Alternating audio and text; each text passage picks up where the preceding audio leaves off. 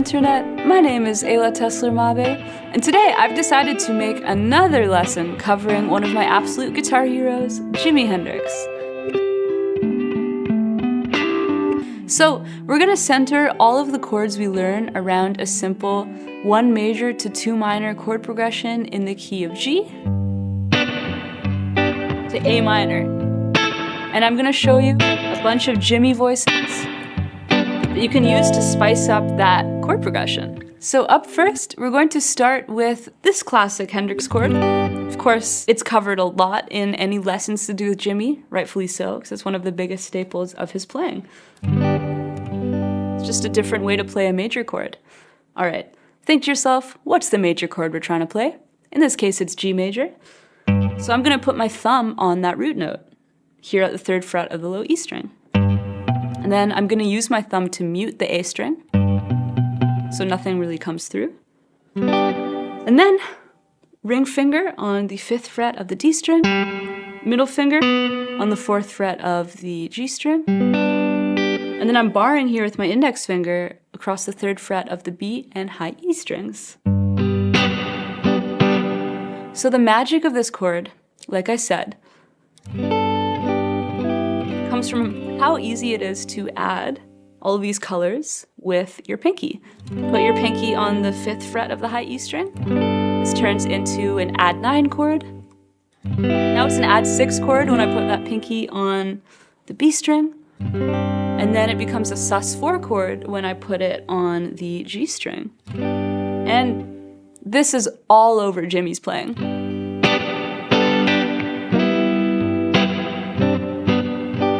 Of course, you can either just hold the chord with that color going on, or you can start with the major chord and add that color and then remove it. And now, what's fun is we can use this shape to actually play minor chords too, if we just make a slight variation. So let's say we want to play A minor.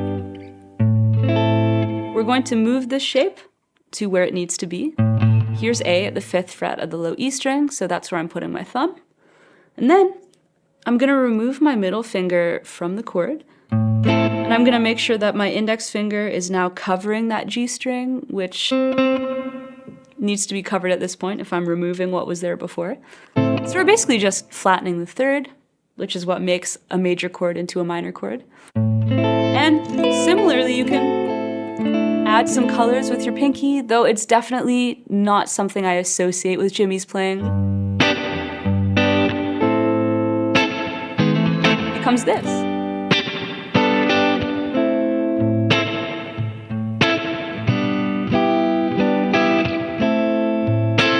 So this next chord shape comes from the underrated Hendrix gem Angel, and what makes it so fun is that it can be major or minor depending on where the root is.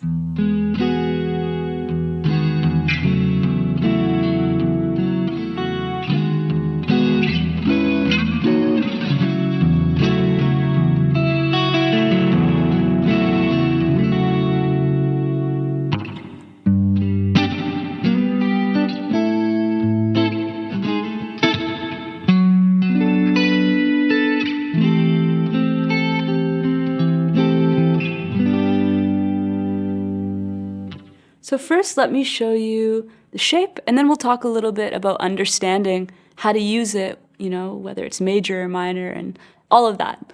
Let's start by putting your middle finger on the 9th fret of the A string, and then ring finger on the 9th fret of the D string, and then you're going to want to reach over with that index finger and play the 7th fret of the G string. It could just be placed like this, where I'm using my fingertip to play that fret.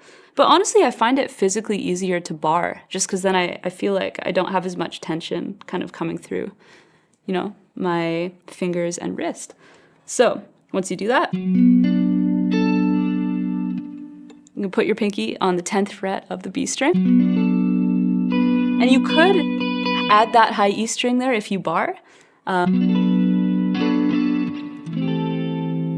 obviously that adds a really nice color. Though I don't think that's exactly what is done in all of the cases where Jimi plays this chord voicing. But just trust your ear. I think that's really the main takeaway here. And if it sounds good, then do it. If you find that adding that note is a little bit too colorful for the context, just leave it out. When I play it here, in this context, G is the root.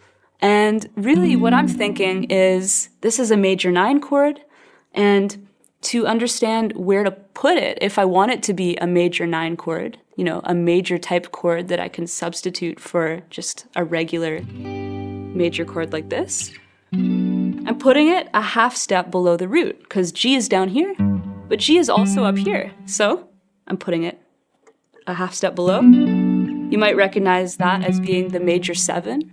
And if you don't recognize that, no worries. But we have our 7th, 3rd, 5th, 9th, therefore making it a major 9 chord. If I want to turn this into an A minor type chord, I'm just moving it down a whole step from where it was before. Now putting my middle finger on the 7th fret of the A string, and you'll notice, you know, exact same shape as before. And what I'm thinking is, okay, wherever my root note is on the low E string, in this case A, I'm moving down a string, up 2 frets. So again, this is our G major 9 chord, you know, that we're substituting for just a regular G major. And our A minor 11 chord that we're substituting for just a regular A minor. So now, again, our progression can become something like this.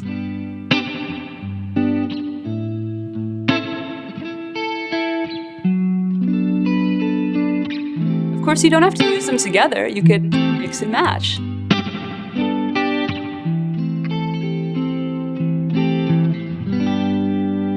If you've been enjoying this lesson so far, we have tons more lessons on Guitareo.com, so you can up your guitar game. Check out Guitareo.com/trial. Now back to the lesson. Our next shape comes from another underrated Hendrix jam, Pati Gap.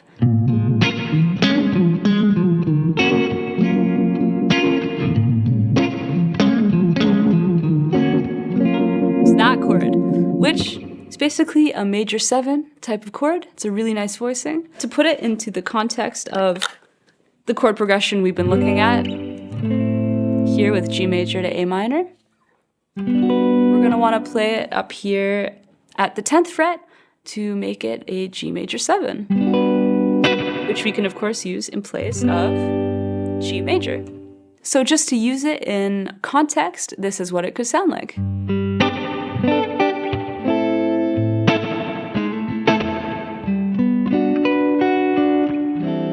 So moving on, the iconic intro of Castles Made of Sand gives us another gorgeous major type chord.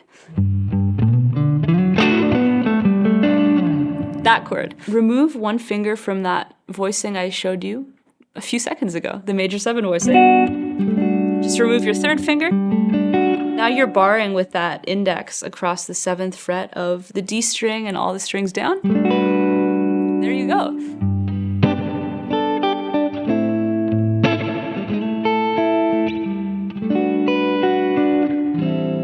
Next, let's talk about one of the most iconic Jimi chords out there, which comes from the Wind Cries Mary. Not this chord, but this chord. That shape.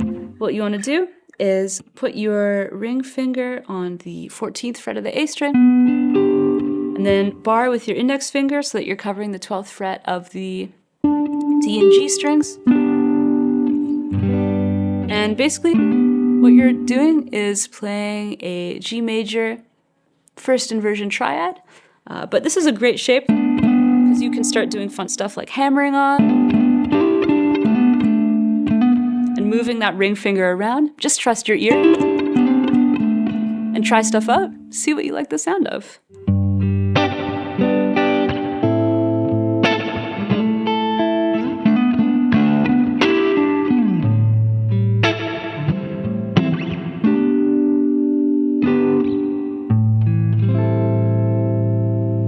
To me, there are a few chords that capture the sound of rock music quite like this one. It comes from the intro to Wait Until Tomorrow, and it is such a great shape to use in place of a regular major chord.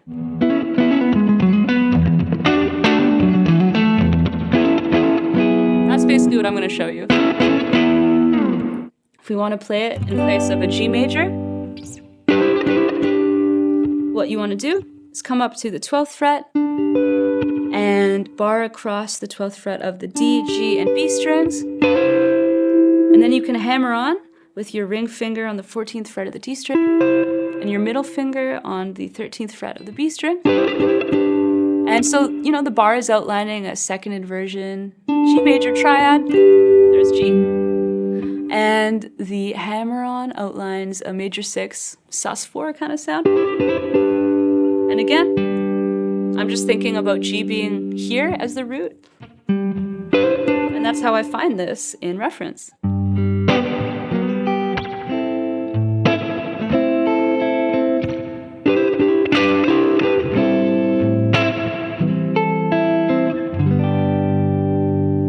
Let's talk about Little Wing. This intro is a masterclass in beautiful guitar playing, of course. I'm not the first person to say that. But it also gives us 2 amazing minor 7 chord voicings to use at around 12 seconds into the intro. And, you know, to put it in the context of our progression, where we're using it as an A minor chord, it's actually super similar to the chord shape that I just showed you. You actually only have to adjust your index finger and have it reach down to cover the A string as well. Now it becomes an A minor 7 chord. And you can use your pinky to trill up here on the 15th fret of the high E string. Put it in context, this is what it could sound like.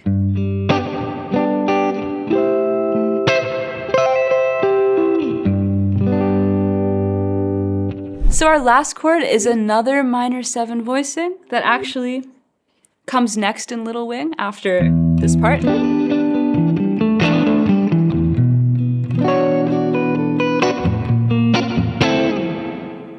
So what's going on here? In actuality, I would imagine that he would play this chord as that minor 7 voicing I showed you before, where you have your thumb reaching over. You know, in this case, we're in A. Let's move everything I just played down here. But once you start trying to add, you know, little color notes on top like that, it can be a little hard to make that stretch. Basically, what you could do is, you know, play a minor type chord, barring across the 5th fret of everything. Put your ring finger on the 7th fret of the D string. Try to avoid the A string if you can. And what I'm doing is putting my pinky up here on the 7th fret of the high E string, moving it to the 8th fret, taking it off, and then 7th fret of the B string. And then, you know, you play that high E string twice. And of course, you don't have to play it exactly like that. The take home is, when you're playing a minor chord, you can add those colors to it. Long story short, this is what it could sound like.